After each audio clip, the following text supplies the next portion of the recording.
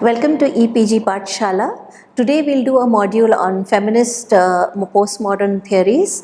This is as part of the course on gender and social work. I am Dr. Shuli Kumar, Associate Professor, School of Social Work, Tata Institute of Social Sciences. Postmodern feminism is today of contemporary relevance, and therefore the topics that we are going to discuss in this particular module are theories that inform postmodern feminism, structuralism, post-structuralism, postmodernism, and postmodern feminism, and finally a summation of all the theoretical frameworks and concepts. Let's get on with postmodern feminism. Postmodern feminism and feminist theories have been seen as grounded in not just postmodernist theories but also structuralism and post-structuralism and French feminist theories. It's very interesting to see that in the contemporary world, with the unpacking of various economic structures, the lowering of protectionist regimes, postmodern theories become even more relevant for feminist mobilization and dimensions. So in different ways, there is a lot of opportunity to use these frameworks to do gendered social work. All these theories have emerged actually simultaneously and have also influenced each other. So most of the theorists have met, discussed, debated, talked over what they see the world like and what they see as differences and marginalization within different parts of the country and different parts of the world. There has been parallel processes of theorizations, and they have come together at different points of time. So that's the interesting and rich variety of postmodernist theories, which feminists have found very useful in explaining the diverse structures in the society. While the earlier theorization and feminist theorizations would tend to locate one or two dimensions, postmodernist theories have given feminists an opportunity to look at the diversities that exist in the world over and in the societies over, because that is what informs people's lives and specifically women's lives in the locations where they live, the ways in which they live, the meaning that they draw from their everyday experiences. And that is something that postmodernism has given the feminists an opportunity to understand. They also provide an opportunity to shape and promote new ideas. So what the postmodernist theories have done very interestingly is they have broken up this notion that theory has to be scientific and structured. So they have broken those boundaries, and when they have done that, feminists have found this a great opportunity to look at women's issues from the women's point of view herself. And when they do that, then theorization changes and new theories emerge and new ideas come out from mobilizing such women and women's movements and women's voices. And that is something that's very interesting in today's world. And feminists continue to work from different locations with different diverse possibilities and opportunities to address women's problems and issues. Let's talk about structuralism now. Before we go into postmodernism, because the historic trajectory is that structuralism is the first process that began to unpack the existing systems, what were held on as very precious by most people, and to say that this is how the society should function and this is how these structures need to keep the world in a ordered fashion. So that order was questioned first by the structuralist. Structuralism attempts to study the organizational structure and its relations as the complex system of interlinked parts. That is, that how different structures, say for example, you are in a industrial organization, but the industrial organization is complicated by different ways in which work is done in that particular industrial organization, but each one is not an isolated part. Each one functions and operates in tandem with the rest. Similarly, what structuralists say, the society also works in tandem with the rest of the structures, and each one feeds into the other to create either oppression or possibilities of liberation. So structuralism essentially focuses on all these different structures and how they work together and mesh together and create different possibilities of power and disempowerment. It was developed in 20th century by a Swiss linguist theorist. So one has to remember structuralism is also grounded in the notion of language, and language that can oppress or liberate or can be deconstructed. So Saussure was the first one who used it and later on used it and theorized around it as a linguist, and later on it was expanded by sociologists, psychoanalysts and anthropologists, because it was a good opportunity to say that the discipline of language or the order of language could also be broken up. So it's not necessary to speak a sentence or speak a language the way it has been passed on from generation to generation. It can be changed and newer languages can be developed, newer words can be developed, and from there it became that newer structures within the society can also be created and newer ideas can be percolated. So structuralists therefore advocate that thoughts and perceptions are not natural, rather they are constructed by language. So when we talk or communicate, we have a certain way of understanding our thoughts, we have a certain way of perceiving the world around. So it has a deep philosophical understanding and location to say that I may call this table a table, but somebody else may say that no, I don't want to call it a table because I perceive it as a desk, or somebody else may say that I see it as a reading material. In most cases it will be right according to the structuralists and the way they look at language. So that is what is interesting about the structuralist theories, and therefore language is something that is critical to give meaning to everything. So in that case, no text or no writing is right or wrong. There can be different ways of expressing your experiences, there can be different ways of experiencing the world, and therefore structuralists would rather look at signs, communications and symbols as understanding the world and the world order or disorder, as they would like to say. Some prominent structuralists are, as we have earlier seen, Marx, Lévi-Strauss, de Saussure, Lacan, Piaget and Freud. These theorists have emphasized the significance of language in building power relations. That is very interesting because in the Western world, for example, let me take the language English.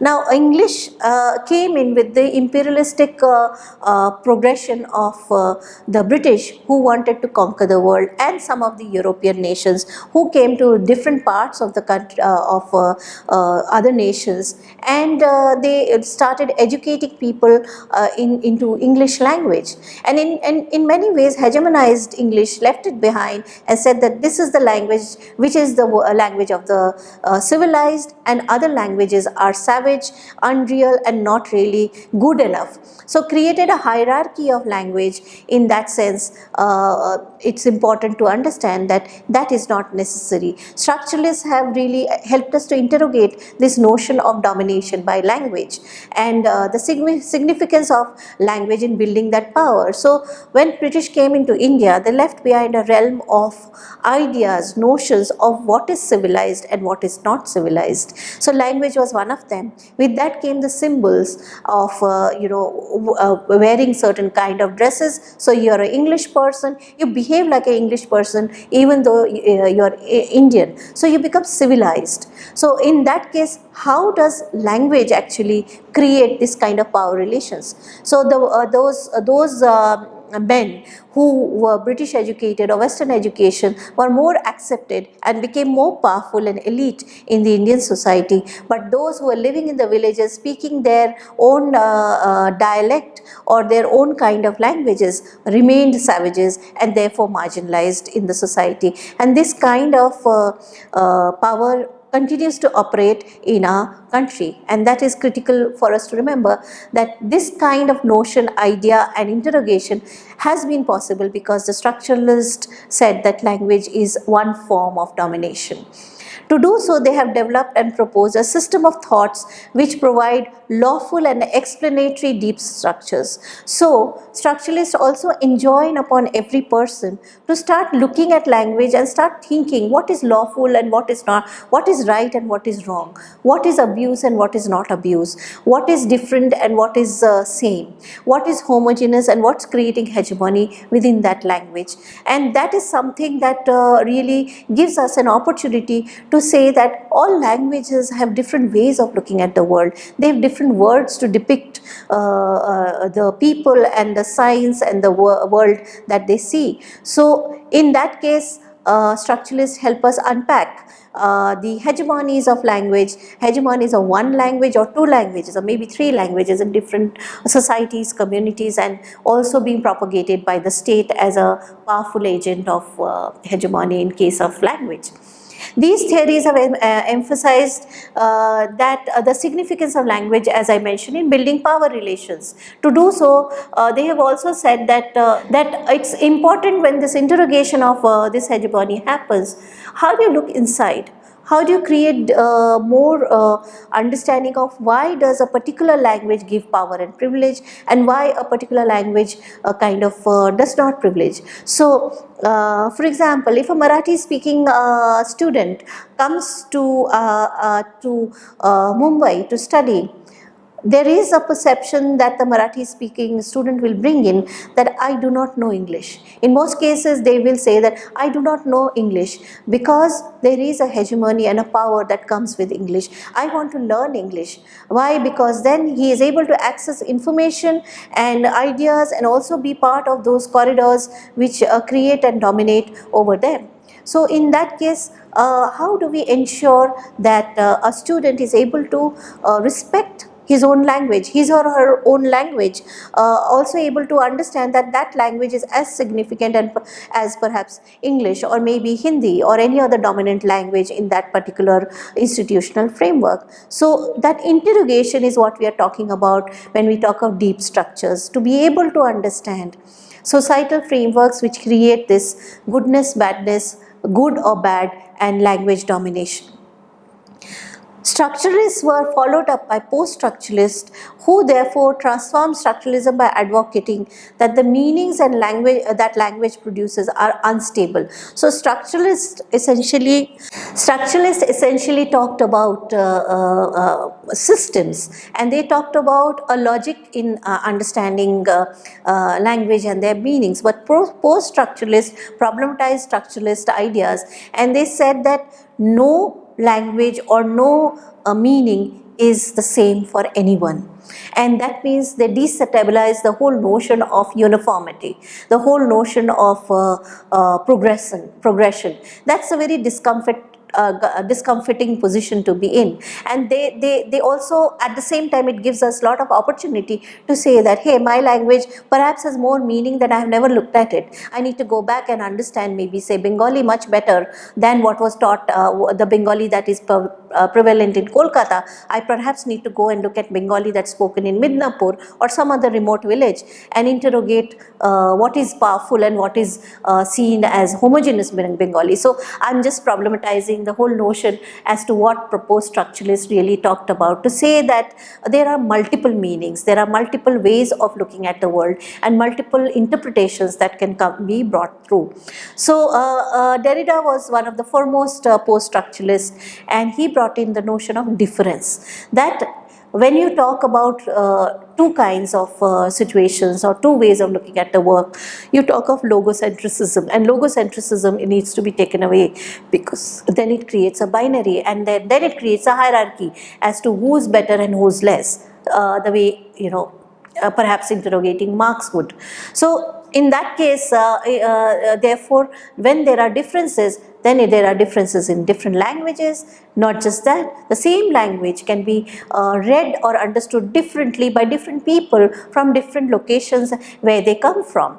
So for example, which I often share, is that the word bai in itself is a Hindi word, and Marathis use it very respectfully for women, but if the same word is used in Uttar Pradesh in certain locations, then it is supposed to be an abuse because it connotes a prostitute. So how do we therefore look at the diversities that are there within one language? So that is what Derrida spoke about, and said that there are dichotomies, but more than dichotomies, there are differences, and therefore we don't need to look at the language from a binary position, rather look at diversities.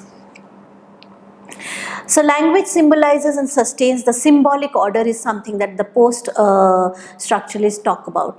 One is the formal order that we talk about in terms of states, systems, bureaucracy and all that. But what the post-structuralists really bring into the whole world is the fluidities that exist within these systems itself. They talk about a symbolic order, not really the structured order of rules and norms, but how this symbolic order is pushed through by the patriarch through this notion of male-centric systems and institutions. So what we call as phallocentric in terms of the post-structuralist. Similarly, Helen Schiok's critiques patriarchal systems. So feminists have therefore borrowed and understood, and not just borrowed, expanded actually on post-structuralist dimensions, and they have critiqued the patriarchal system for creating binary oppositions. So interestingly, post-structuralists also talk about sexualities in a range and in a continuum, and different feminists have really expanded that process in the current scenario. She says that man has coupled concepts and terms in pairs of opposite polar, in which one has the authority over other, and which is really true of a patriarchal system. For example, dichotomous pairs like active versus passive. So women are passive, men are active.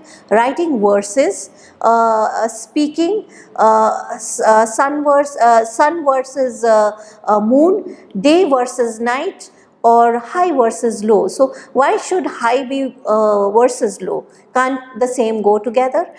Same way, why should we talk about day versus night? They are both there existing, and they all have their own realities, both the dimensions. So why should we, create a dichotomy? Or why should we say that writing is more important than speaking? Because it's known that women are more voluble and vociferous when they talk, but they are not very good at writing. This is the way norms are percolated. So essentially, post-structuralists critique this, and feminists critique this, and say patriarchies have created these kind of normative understandings which are not real. They don't exist, but they have been created to keep the symbolic order in place. Each of these pair, as I said, is associated to man versus women. So man is considered to be high achieving, active, light and positive, while women is considered to be passive, low, natural, dark and negative. That is tending towards emotional outbursts, being unpredictable, are all composition of being a woman. But to be rational, to be positive is all that man is. So then there are these yardsticks and hierarchical oppositions that are created, and men and women need to subscribe to these to be actually recognized as men and women. And so therefore that is a binary, which is problematic, because actually neither men nor women adhere to these kind of stereotypes, and that's the richness that post-structuralist theorists can enable us to question and critique. Another concept that they bring in is deconstruction. It is a way to analyze text by taking into consideration the marginalized voices and contextual dimensions. By doing so, we do not accept the construct as given, rather we take social, historical and political context into consideration. So very interestingly, the word chamar is considered to be an abuse because it is a caste name.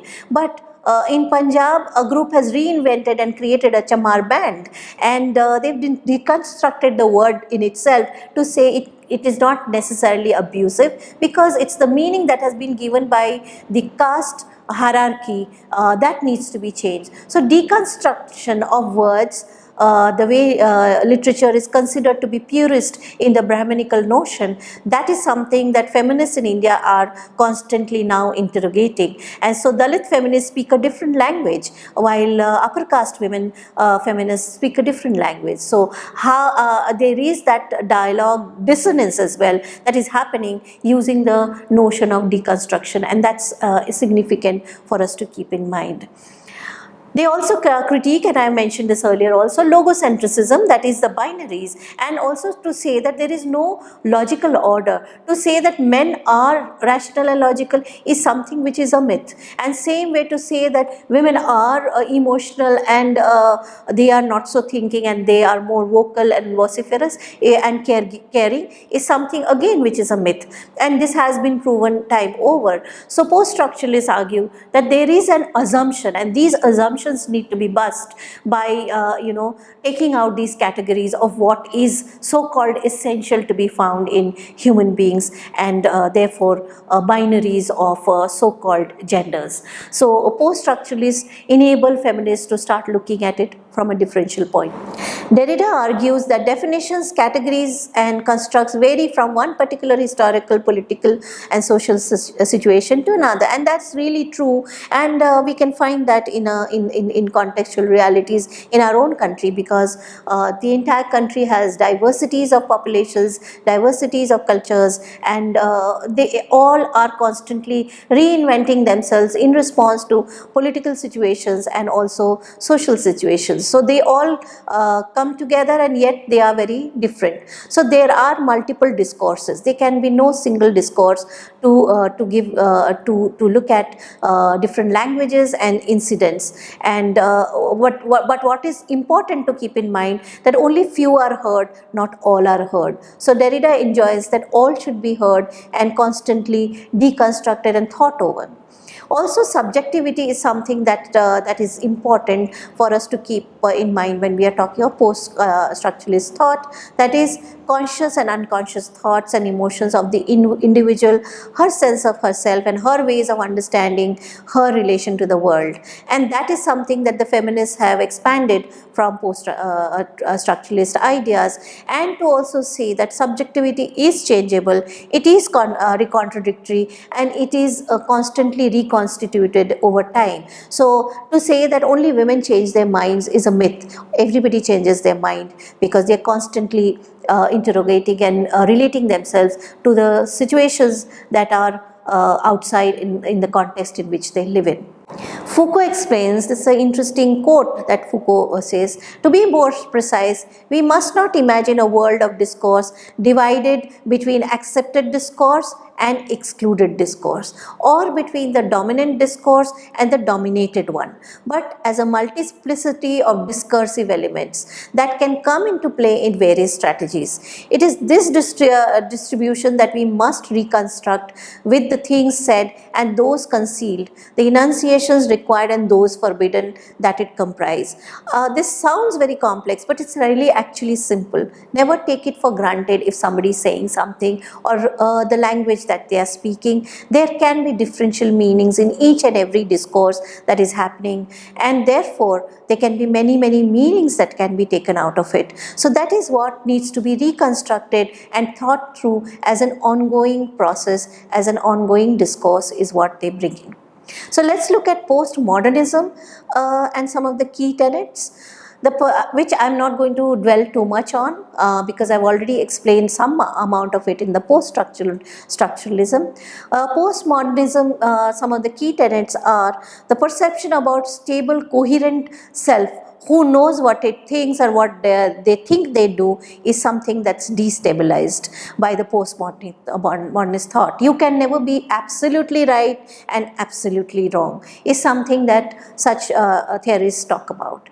The opinion that rational power, that is reason, provides basis to objective, reliable and universal truths is something which is a myth. That's what postmodernists talk about, and in many ways that needs to be understood, because the more we interrogate the self, then we have doubts and we say that no, there is what is rationality in the end, and what is rational is something we need to constantly interrogate. The knowledge acquired through reason is always true and universal, is something that they question. The notion that reason has transcendental and universal qualities, which means that reason is exclusive of the historical social experiences, is something that postmodernists do not agree with. For them, it is an ongoing process. For them, it is changeable. For them, it is a dialogical and interactional. More than dialogical, it's an interactional process. So if I'm talking to somebody, I'm getting influenced by somebody, and I'm rethinking or reconstructing my own realities, is very significant in the postmodernist thought. Reason, autonomy and freedom are interconnected in a complex manner. That is something that's critical, that is brought forth by the postmodernist thought. The belief that power can be the claim only through reason is something that is questioned. Whenever truth comes in conflict with power, reason decides the case in favor of truth. Thus, it cannot triumph reason. At the same time, one talks about that reason has to be thought about, discussed, and before coming to a final decision, the dialogue and the discursive processes are critical in postmodernist thought. The idea that science is the paradigm of true knowledge is questioned in postmodernist thought. That's what is scientific. It's never neutral. It's never objective. So, for example, if somebody is doing a research on contraception for women, is it truly a scientific and objective? Because women's bodies are not the same.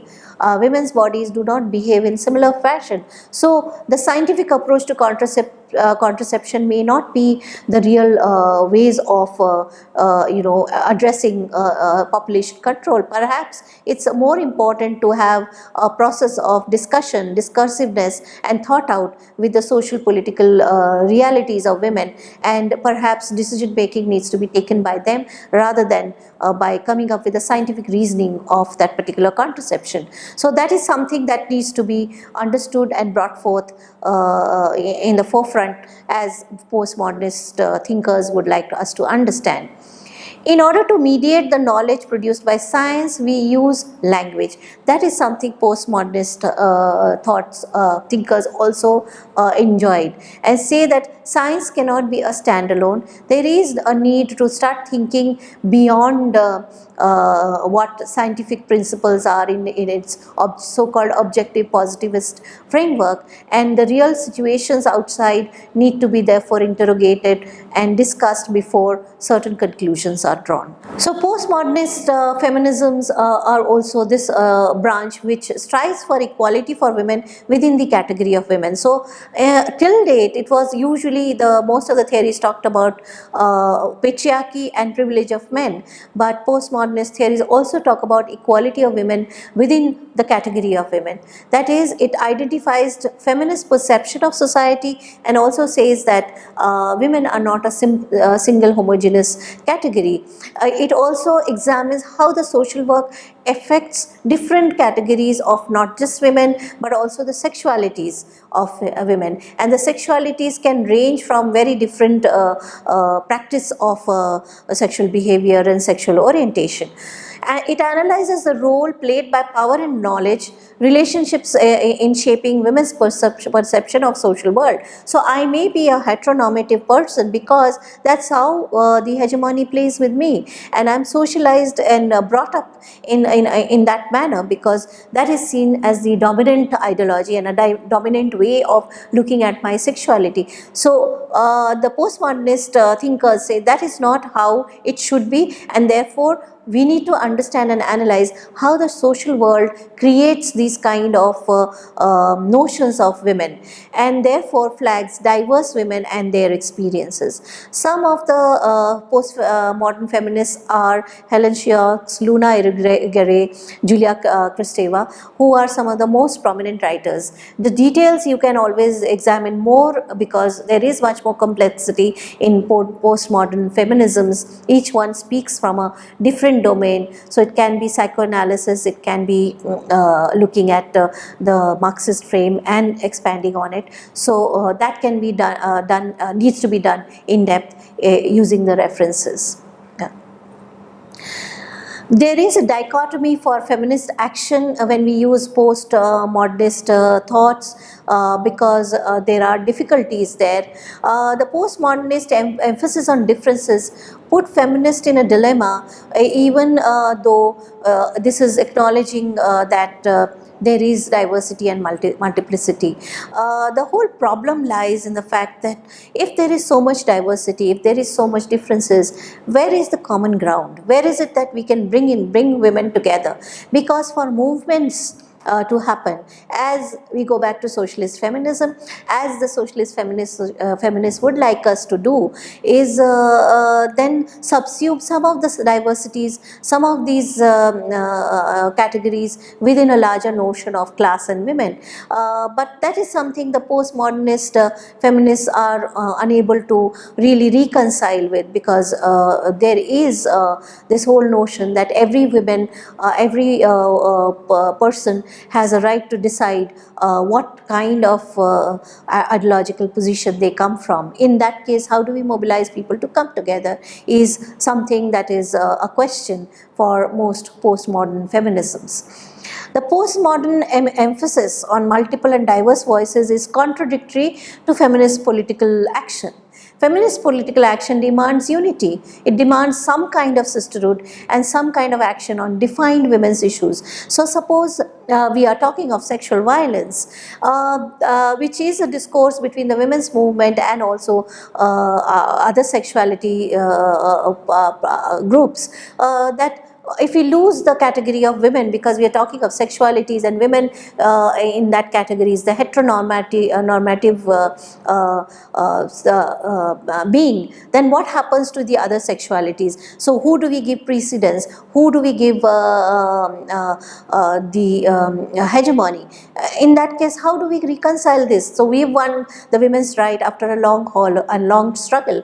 So coming together of all sexualities also creates this dissonance and discomfort, that how will feminist action move ahead or come together to some common ground. On the other hand, postmodernists argue that when feminists command unity among women for political action, they tend to assume that women are a homogeneous group who share essentially same interests. Now, that is what then in that case, when we are unpacking, deconstructing women as a category, more than that, sexuality as a category of understanding people's life, then it creates a different kind of problem. And therefore, how do we talk about feminism? Maybe some reconciliation is happening when we say feminisms instead of feminism, and we tend to say that there can be parallel processes and coming together on some common grounds. By uniting women as one category, feminists reflect the interests of higher status for women, but they ignore the interests of maybe the black women, the lesbians, and many other sexual minorities. So thereby, this becomes a critique of postmodernist feminist thought. So how do we reconcile is something perhaps over time we will learn to do it. So in summation, post-structuralism and post-modernist theories and ideas have provided us with the possibility of delving into diversities, differences of location and experiences of women. That is very rich, because so far we were stuck into the binaries of men and women, and also a kind of Western notion of feminist movement. But postmodernism has enabled us to also talk about third world understanding of feminism, to say that in most of the countries that are there in South Asian region and many other regions of the world, their ways of looking at feminism and women's realities is very different. So that is an opportunity, and therefore these theories enable that process. Deconstruction has also been understood in this particular module, that has enabled the development of new ways to examine hitherto hidden dimensions of oppression of women and question the male yardstick to create binaries of knowledge. So interestingly, in academia, you have this one particular way of looking at the world, but the moment you look at it from a feminist lens, the whole discourse of language changes, the whole discourse of the content and the text itself changes to say that where are women's concerns, where are the women's experiences, where are diverse women's experiences in this text. So new texts are rewritten and new older texts are also rewritten to create newer ways of looking at, say, a social phenomena or a story or a poetry or a narrative. Critique is critical. The critique also emphasizes, is also says that there is this diversity and difference, so it divests the feminist movement of politics, because we'll end up doing more questioning and more trying to understand these diversities, and we don't tend to come together on specific issues of political action, and that is very important for us to keep in mind. So common grounds are very difficult to build, so political agency gets limited by postmodernist thought, and yet we continue to engage with it and try and understand how we can bring in newer ways of doing feminist social work. Some of the references that I had mentioned would be useful to look at postmodernist thought. You can look at Jane Flack's Postmodernist and Gender Relations in Feminist Theory, which is a very interesting article. Helen Schiok's The Language of Medusa is another one that you would want to interrogate and read more for you to take forward. And Linda Martin Alcott's Politics of Postmodernist Feminism Revisited is another article that would be useful to understand postmodernist thought. Thank you.